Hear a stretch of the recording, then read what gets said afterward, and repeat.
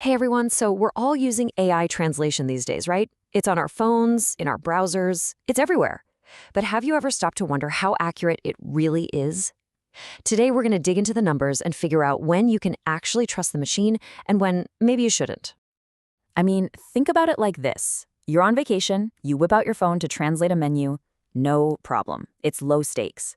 But what if it was a medical document? Would you bet your health on that same app? And that question, right there, is the heart of this whole conversation. It would be so easy if we could just slap a single percentage on AI translation and call it a day. But the truth, it is so much more nuanced than that. And frankly, it's way more interesting too. And that's the big idea you got to remember through all of this. Context is absolutely everything. The accuracy of any AI translator totally depends on the situation, what you're translating, why you're translating it, and how it's being done. All right, let's get into it. First up, we're going to compare two things we see all the time, translating a simple piece of text versus trying to interpret a live, real-time conversation. So on one side, you've got something static, like an email or a news article. The AI has time. It can look at the whole paragraph, see the context. But on the other side, you've got live speech. Imagine a fast-paced conference call where words are just flying by. There's no time to pause and reflect. And for an AI, those are two completely different worlds. And check this out. For that general written text between common languages, think English to Spanish, the accuracy can be amazing, hitting up to 95%. This is why it feels so solid for our day-to-day stuff. In those ideal conditions, it works like a charm. But look what happens when we jump over to real-time, live interpretation. Whoa, that accuracy can totally plummet, sometimes down to 70%. That is a massive drop. All of a sudden, that tool that felt almost perfect is getting something wrong in nearly 1 out of every 3 sentences. And just look at how a tiny change in the process makes a huge difference. When it's simultaneous, happening in real time, the AI is just struggling. It's trying to listen, translate, and speak all at once, which means it often has to guess how a sentence is going to end. But in consecutive interpretation, where the speaker actually pauses, the accuracy shoots way up. That little pause gives the AI a moment to breathe, to process the entire thought, and that leads to a much, much better translation. Okay, so let's raise the stakes a bit. We're going to move on from just everyday chats to situations where one little mistake isn't just awkward, it could actually be dangerous. This quote from our source material really nails it. When you're talking about medicine or the law, a misplaced word or a misunderstood phrase can have some pretty serious real-world consequences. Now, at a quick glance, these numbers look pretty good, right? I mean, medical translation can hit 97% accuracy. But that's the best case scenario. The real story here is that huge range. You see a potential 17-point swing in medical accuracy.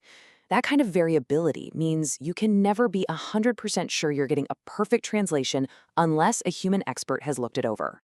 So why is this so tough for AI? Well, for one, these fields have their own language, full of technical jargon. A general-purpose AI just hasn't been trained on it enough. And the super rigid, precise structure of, say, a legal contract, that's a unique puzzle that can trip up even the smartest models. So the bottom line is, human review isn't just a suggestion here, it's an absolute necessity. Okay, so we've talked about precision, but what about personality? Let's get into what might be the final frontier for AI translation, trying to capture creativity, culture, and all that human nuance. To even talk about this, there's a really specific and powerful word the industry uses, and that word is transcreation. It's not just translation, it's something else entirely. See, transcreation isn't about just swapping words one for one. It's about capturing a feeling, an idea. Think about trying to translate a clever marketing slogan. You're not just translating the words, you're trying to translate the wit, the cultural reference, the thing that makes it catchy. It's kind of part translation and part creative copywriting. And this is exactly where AI just falls flat on its face. An idiom like, "it's raining cats and dogs," a literal translation of that is just complete nonsense in another language. Or get this, the famous Pepsi slogan, "Come alive with the Pepsi generation."